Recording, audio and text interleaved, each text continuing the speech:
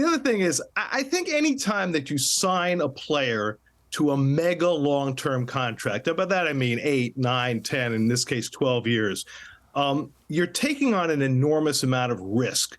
Usually the risk is about lack of performance on the backside of the contract. And there's always an injury risk as well. But here you had an injury risk that presented itself as another layer of risk. And I think if there's one thing we know about Steve Cohen, it's that although he has enough money to spend whatever he wants on whomever he wants, he is a really good businessman and understands risk about as well as anybody. And once they delved into the medicals and once they found out whatever it is about Carlos Correa's right ankle that gave the Giants pause, I think it was a matter of weighing risk against reward and deciding what that was worth.